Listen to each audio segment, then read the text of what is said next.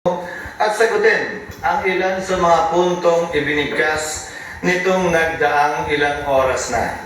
Una, nasabi na may lamang naman na panahon ang kailangan gugulin para dito, bakit hindi pa ginawa noon? Hindi ba't obvious na nakita po natin itong nagdaang magtatatlong oras? Na oras na pinag-usapan natin ang impeachment, mahaba ang diskusyon. Hindi ito simpleng 30 minuto lang sa pag-iso ng summons dahil kailangan pahintulutan at payagan ang mahaba at malayang debate. At bago po ako lumayo, nais kong pasalamatan ang ating mga kasamahan dito sa Senado para sa isang maayos, civil at naaayon sa rules natin na diskusyon at debate. Ayon na rin sa sinumpaan nating tungkulin na pagpasahan ang lahat ng bagay na naaayon sa ating paniniwalang tama at nararapat nating gawin. Hayaan mong simulan ko po ang ilang mga binanggit. Mr. President, Your Honor, I wrote the members of the Senate on February 24, 2025, outlining the basic reasons why we cannot, as of yet, schedule the impeachment complaint. Much has been said about the term forthwith, which I wrote to each and every member of the Senate. Mr. President, Your Honor, we are governed not only by the Constitution but also our rules. We are governed as well by precedents. We are governed as well by decisions of the Supreme Court pertaining to this matter. Allow me to, for the record, cite a few regarding this matter list. They may think that it's only a one-sided opinion with respect to their definition of forthwith na agad-agad.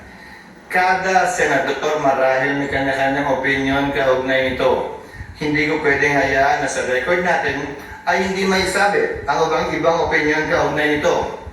Una, nakasaad po sa saligang batas kaugnay sa papel na dapat gampanan ng Kamara na dapat tugunan nila ang pagsampa ng impeachment complaint sa loob ng mga takdang panahon.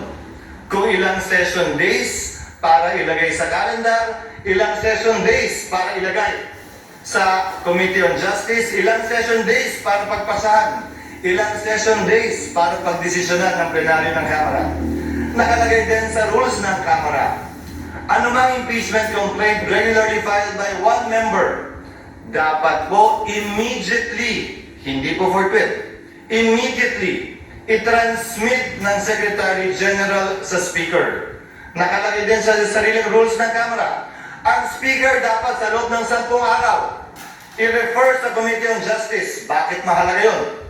Dahil ayon sa desisyon ng Korte Suprema sa Francisco case, dyan magsisimula ang 1-year ban sa pagsasampa ng pangalawa, pangatlo o pang-apat na impeachment complaint. Hindi yan ginawa ng Kamara. Sa katotohanan, hanggang nag-adjourn tayong lahat bilang Kongreso noong February 5, hindi yan ginalaw ng Secretary General sa kabila ng magkatabi lamang naman ng opisina ng Secretary General at ng Speaker. Sasabihin marahil ng ilan, tapos na yan. Lumipas na yan, tulad ng sinabi ni Senator Coco, wala na tayong magagawa dyan. Nandun ako. Pero may katanungan akong iiwan bago nating lisanin ang puntong yan. Nasaan yung mga nagreklamong dapat agad-agad? Nasaan yung mga nagsasabing ngayon na, wag nang pagpalibad, ba't ba dinadelay? Inupuan po ng mahigit 2 buwan, magtatatlong buwan nga ito. Hindi inaksyonan. Wala naman ako narinig na nagreklamo na nasa na yung agad-agad. Sa kanila nakalagay immediately, may takdang araw pa. Yan ang paksa ng petition sa Korte Suprema ngayon na inihain ni Vice President Sara Duterte kaugnay sa pag-iiwas sa tinatawag niyang 1-year ban na nakasaad sa saligang batas. Now let me proceed to forthwith. I quoted this in my letter to all the senators.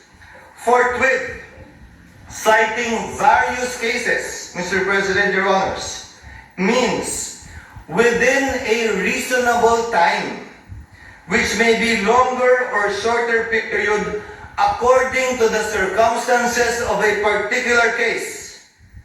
It means it is elastic in nature and varies with every case. Quote, it may be modified by circumstances and the nature of the duty to be performed. Marami po nagsasabi ng opinion na agad-agad. Kung gaano karami po ang abogado, kung gaano karami po ang marunong at magaling, gaano din kadami marahil ang kanilang interpretasyon. Pero nasaan ang probisyon ng saligang batas, desisyon ng korte nag-iinterpreta doon na nagsasabing agad-agad nga ang ibig sabihin yan, samantalang hindi naman agad-agad ang interpretasyon ng salitang immediately ng Kamara. Kung talagang immediately ang gusto, de sana ang nagsulat ng konstitusyon, immediately din tayo. Yung immediately nga ng House, hindi yun ang interpretasyon, tapos tayo ganyan. If the prosecutors themselves, the complainants themselves were not that interested and sat on these complaints for over 2 months,